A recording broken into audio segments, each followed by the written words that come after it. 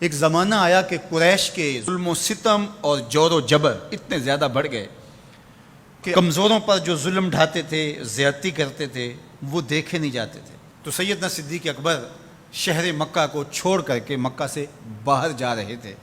راستے میں ابن دغنہ ملا، یہ قریش کا سردار تھا، اور اس نے کہا کہ آپ کدھر جا رہے ہیں؟ تو آپ نے فرمایا کہ اس شہر میں اب رہنا نہیں ہے جہاں جور و جبر کا رواج ہو، جہاں ظلم و تعدی پھیلتا ہی چلا جائے، جہاں شر کو کوئی روکنے والا ہی نہ ہو، تو میں تو اس شہر میں نہیں رہنا چاہتا۔ تو ابن دغنہ نے آپ کو روک لیا، اس نے کہا میں آپ کو نہیں جانے دوں گا۔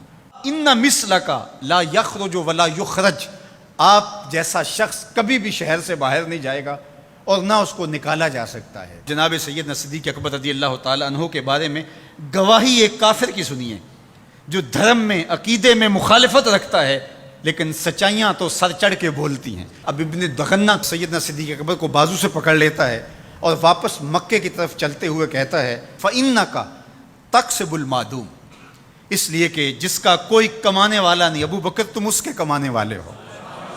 تم اگر تاجر ہو تو تمہارا مال تجارت جب بکتا ہے تو غریبوں کے چولہے جلتے ہیں، تو تم اگر چلے گئے تو غریبوں کے چولہے بجھ جائیں گے، شہر میں اندھیرا ہو جائے گا، لوگ فاقوں سے مر جائیں گے، تمہیں نہیں جانے دیں گے۔ دوسری بات وَتَصِلُ الرَّحِمَ، تم صلہ رحمی کرتے ہو، تمہارے رویوں کا جمال اور تمہارا طرز معاشرت اتنا خوبصورت ہے کہ لوگ رشتہ داروں کے ساتھ رویہ کیسے کرنا ہے تیری چوکھٹ پہ آ کے سیکھتے ہیں۔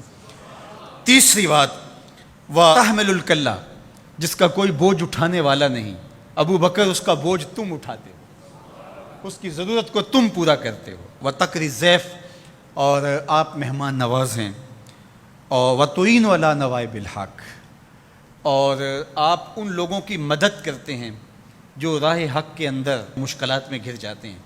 اب وہ 5 باتیں جو ام المومنین نے حضور علیہ السلام کے بارے میں کہیں، وہی 5 باتیں ابن دغنہ نے حضرت صدیق اکبر کے بارے میں کہیں۔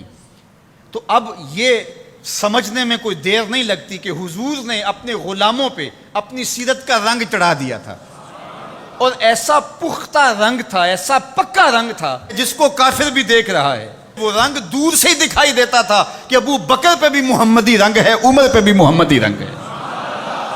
اب آئیے ایک حدیث اور رکھتا ہوں، اور وہ ابو داود میں ہے، ترمذی میں ہے، اور سیدہ عائشہ رضی اللہ تعالی عنہا فرماتی ہیں، کہتی ہیں ما رأیت احدا کان اشبہ سمتن و ہدین و دلن و کلامن برسول اللہ صلی اللہ علیہ وسلم من فاطمہ، کہا کہ میں نے سیرت میں، صورت میں، عادات میں، طرز زندگی میں، انداز معاشرت میں حضور کے مشابہ فاطمہ سے بڑھ کر کسی کو نہیں دیکھا ہے۔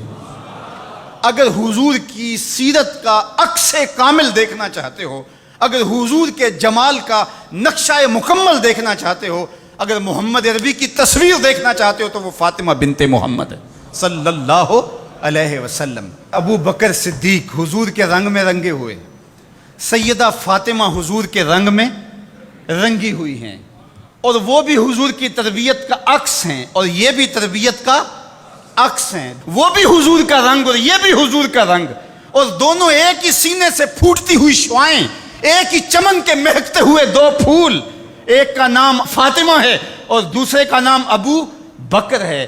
اور اگر کوئی انگلی اٹھاتا ہے سیدنا ابو بکر پہ تو وہ حضور کی تربیت میں نقص نکالتا ہے، اور اگر سیدہ فاطمہ تو زہرا پہ کوئی بات کرتا ہے تو وہ بھی سوچے بات کہاں تک جا رہی ہے۔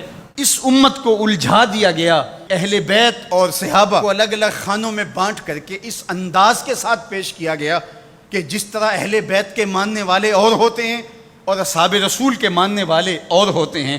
ہماری محبتوں کا مرکز ذات رسالت مآب صلی اللہ علیہ وسلم ہے۔ اللہ کی محبت مقصود شریعت ہے، والذین آمنوا اشد حبا للہ، یہ قرآن بتاتا ہے ہمیں، لیکن یہ محبت بھی ہمیں اس در سے ملی ہے۔ تو اس لیے ذات رسالت مآب جب مرکز محبت ہوگی تو پھر یہ جھگڑا کبھی بھی نہیں ہوگا کہ میں اہل بیت کو مانتا ہوں اور صحابہ کو نہیں مانتا، میں صحابہ کو مانتا ہوں اہل بیت کو نہیں مانتا۔ میں تو کہا کرتا ہوں کہ صحابہ نبی کے در والے ہیں اور اہل بیت نبی کے گھر والے ہیں۔ ہم کہتے ہیں گھر والوں تمہیں بھی ہمارا سلام ہو، در والوں تمہیں بھی ہمارا سلام ہو۔